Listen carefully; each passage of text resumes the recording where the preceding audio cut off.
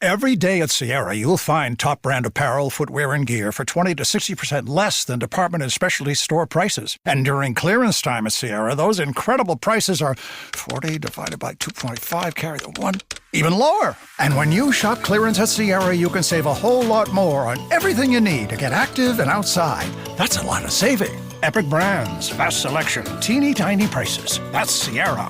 Visit your local Sierra store today or shop online at sierra.com. Olivia Culpo here to tell you all about the launch of the new Abercrombie Spring Denim collection, made the way denim should feel. Their denim has always been a staple in my wardrobe and has a wide range of fits, styles, and washes.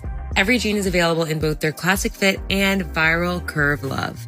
Shop in the app, online, and in stores.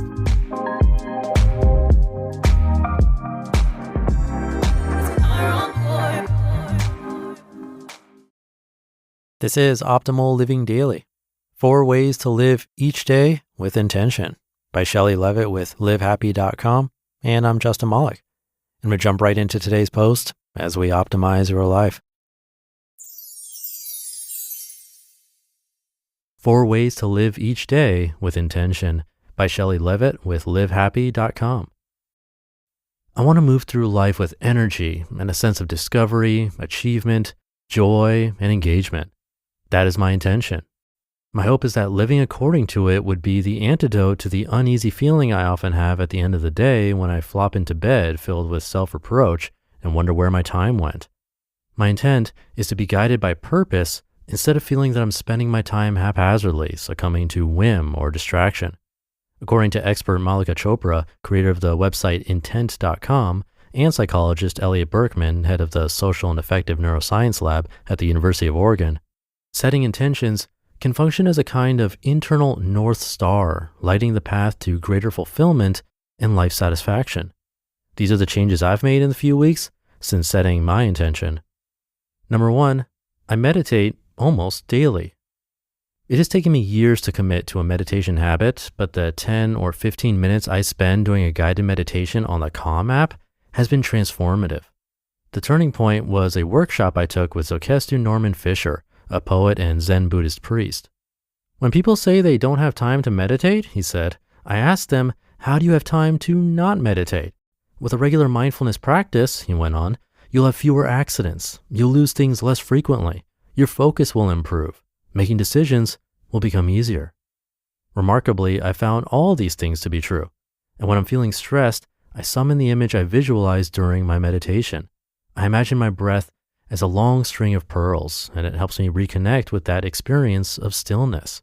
Yet as good as meditation makes me feel, I'll skip it unless I keep to a schedule. So I make sure to meditate daily at 11 a.m. with 4 p.m. as a backup. Number 2, I've stopped binging on the news. More than ever, I feel it's important to stay informed, but watching news show after news show wasn't bringing greater insight into the issues I cared about. It was only fueling a sense of outrage.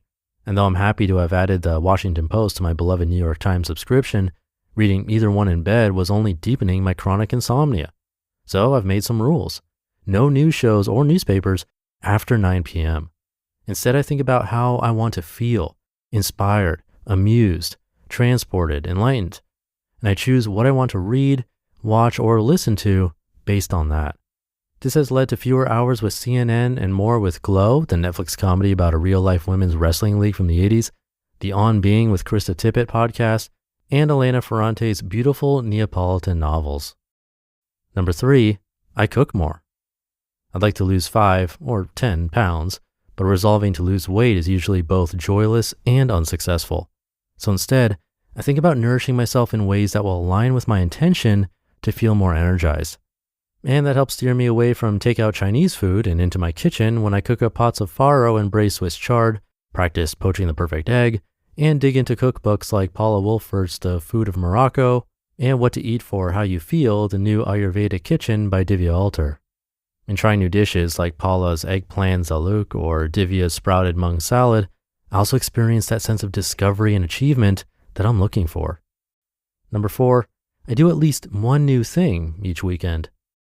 I've been having all sorts of new experiences and meeting interesting people, volunteering to do kitchen prep at a food pantry, hiking a new trail, taking a class in brewing kombucha. walking the Los Angeles River in a meetup led by long-distance swimming champion Diana Nyad, attending a talk by Noah Levine, author of Dharma Punks, at the inaugural Buddha Fest in LA.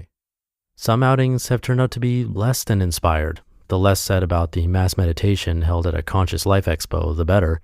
But I always feel like I'm following through on my intention to step outside my comfort zone. I'm far from living completely in line with my intentions.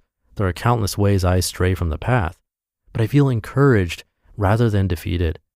I have more clarity about the way in which small things, a far too messy desk, an unmade bed, can undermine your vision of how you want your life to unfold.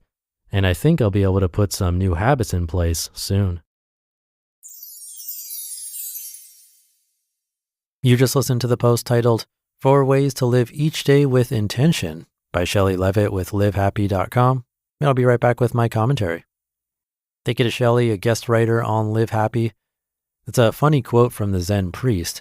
How do you have time to not meditate? I do think meditation can create more time, or at least feel like it. As I've mentioned many times before, I've spent a lot of hours meditating, sometimes up to 8 hours in a day during retreats. I know I've talked about how it helps you see your thoughts and reactions as they're happening, if not before, so we can catch it and make a conscious choice about if we want to think or react that way. But meditation also helps with focus for sure, and being more present, making decisions. It does feel like the time you put in comes back to you in other ways. But I'll be the first to say that it's not easy. It's a tough practice and can be frustrating. But I think the overall message is in the title, intention, or being guided by purpose instead of distraction.